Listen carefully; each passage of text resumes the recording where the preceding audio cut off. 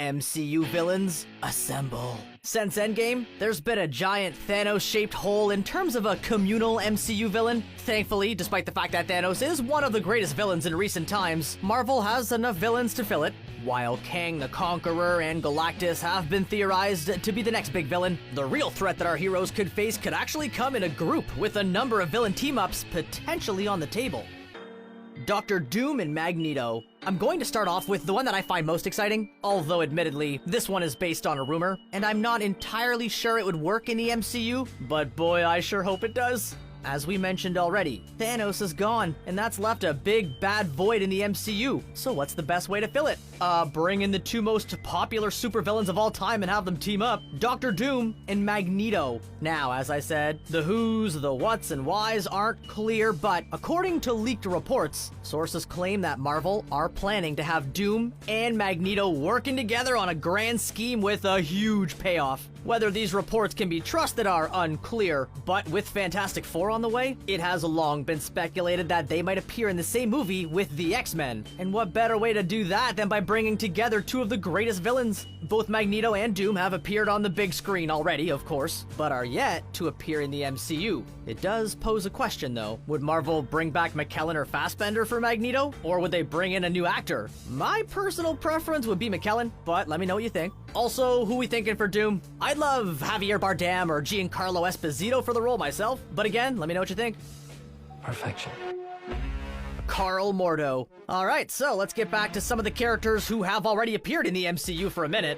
One thing fans noticed was that Chiwetel Ejiofor's Carl Mordo was absent from Endgame, but the actor has confirmed that he's gonna be making his return to the MCU in the Doctor Strange sequel, hinting that his absence will be explained and perhaps suggesting a more sinister reason. Mordo is a likely candidate to be one of the potential villains in the movie due to his belief that there are too many sorcerers in the world, and with WandaVision bringing even more sorcerers into the MCU, Mordo could seek to wipe some out. It could also leave him eligible to team up with another big bad. Theories have swirled that Mephisto and Nightmare could be the potential villains not only for WandaVision, but Phase 4 in general. And if that is the case, could Mordo team up with one of them? Or with Wanda also confirmed to be in the Strange sequel, could she potentially be the villain and team up with Mordo? There could be a more likely option though. The Thunderbolts. Fans have long wanted to see a supervillain team up in the same vein as the Avengers. That is partly because one of the greatest criticisms of the MCU is the fact that, other than Thanos and Loki, the villains are often carbon copy of the heroes they're fighting, which make the fights seem somewhat repetitive. So having the supervillains team up against the Avengers could lead to a load of interesting matchups. One such supervillain team-up could be the creation of the Thunderbolts. In the comic books, the Thunderbolts were a team of supposedly reformed supervillains, and a number of their members have already appeared in the MCU. The Thunderbolts were created by Civil War villain Baron Zemo, and with the character returning in The Falcon and the Winter Soldier, it stands to reason that he could be creating the Thunderbolts. Other Thunderbolts members include Justin Hammer, Abomination, Taskmaster, and Ghost. With these characters still readily available in the MCU, a potential team-up could very well be in the cards. And to have Taskmaster and not team him up with someone would be a huge waste. The door is also open for someone like Mordo to join the team and cause the Avengers a real headache, but the Thunderbolts also have links to another group of supervillains,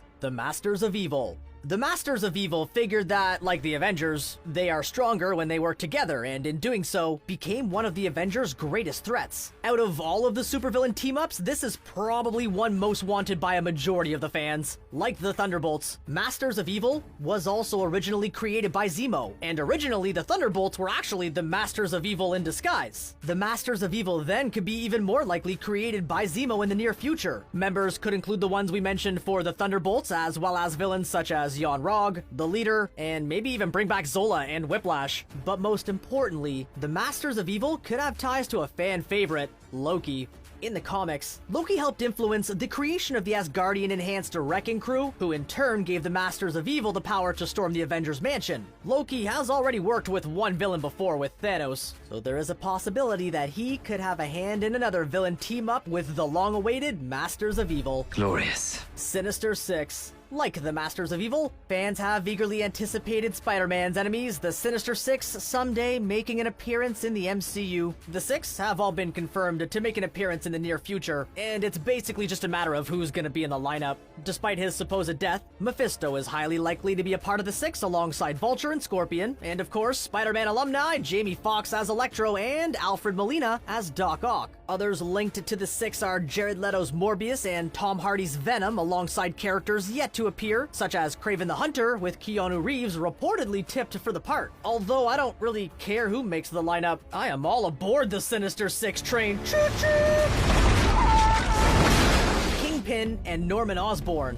Another villain who could potentially be a part of the Six is Vincent D'Onofrio as Kingpin. D'Onofrio crushed the role of Wilson Fisk, and not being able to see him play the part was one of the saddest parts of Netflix canceling Daredevil. But the Daredevil rights have returned to Marvel, and Charlie Cox has also been reported to appear as Matt Murdock in the upcoming Spider-Man movie, with him potentially being Peter's lawyer. I mean, after the Far From Home mid-credit scene, he's probably gonna need one. If Charlie Cox does appear in the MCU, then D'Onofrio as Frisk certainly has to follow suit, and D'Onofrio's already stated that he's interested. But while he could be a part of the Six, he could also link up with another Marvel villain, Norman Osborn. Norman Osborn is another one linked to appear in the movie, with actor Willem Dafoe reportedly reprising the role. And although there is no suggestion from Marvel that Kingpin and Green Goblin are working together, how awesome would that be? Also, I wouldn't say no to having Fisk and Bullseye teaming up once again in the MCU, cause, well, I need some more Bullseye.